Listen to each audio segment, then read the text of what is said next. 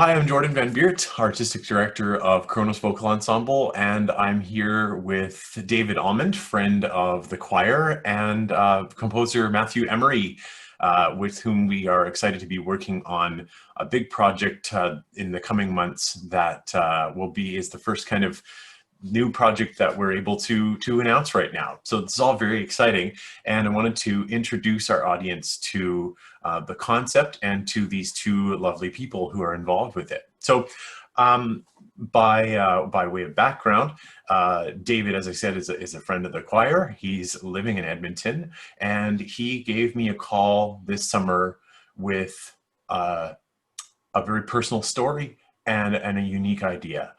So David, why don't you tell our audience a little bit more about that? The genesis of this actually goes back a couple of years. My mother was aging and in her 90s, and I knew her time was limited. I wanted to find some way to honor her and dedicate or have a dedication for her life. So as a long-standing musician, I've been very active in choral music for most of my life and working with a group in Washington where I used to live. It seemed natural to have some kind of a commissioned work. Well, just after the pandemic started and we all got into lockdown, my mother contracted COVID from a caregiver. She was in a home and was tested positive, and within a few weeks passed away. So I thought, well, the genesis of the idea was to do a commission. What better way than to commission a work that really spoke to the challenges that we have in the world today. So I reached out to Jordan to ask about this idea and see if Jordan had any contacts that would be interested in working with us and putting together a piece of music that we could dedicate not only to my mother, but to the memory of all those who have suffered from this virus. The other part for me that was important, though, was I didn't want it to be locked down in time and place. I really wanted this to be an expression of the human suffering and the conditions that could speak to people in generations to come. So it was really important that we find the right kind of text that can convey those emotions and those feelings. Yeah, thanks, David. As David and I talked more about this, I began to feel inspired artistically, and it was at a point this summer where I wasn't feeling very much that way, where I was asking myself a lot of questions about the right projects to do when the time would come that we could do singing again and start to build a concept around what we would be doing in the latter part of 2020 and into 2021. Not only how we would make music, but what we could do that would feel meaningful, that would feel relevant.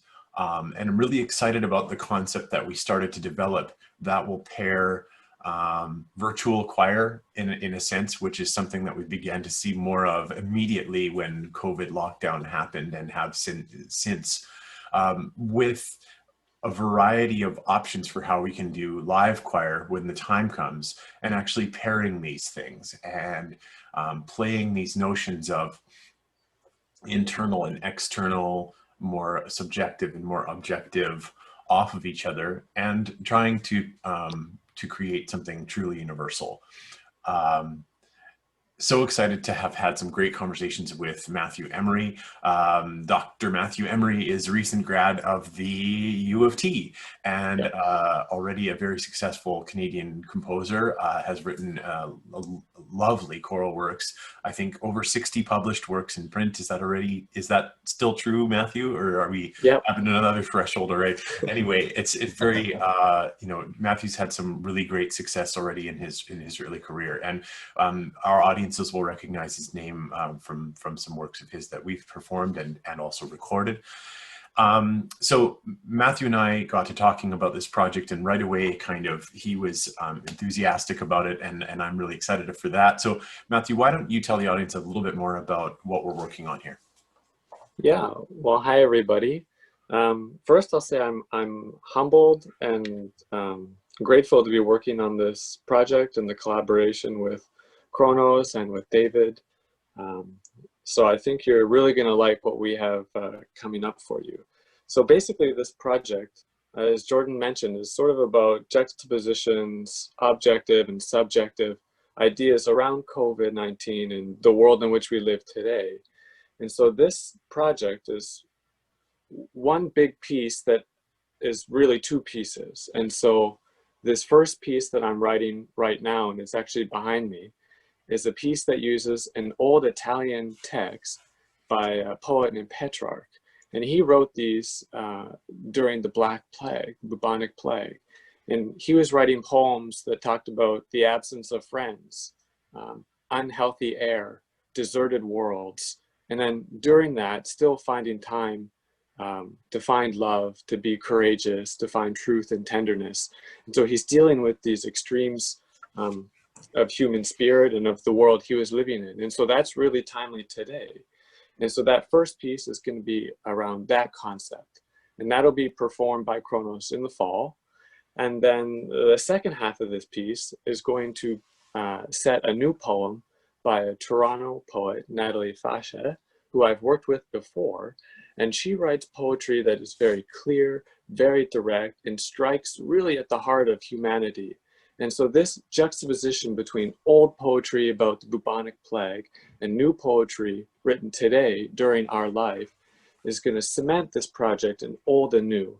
And the second composition is going to incorporate the first one like a glove.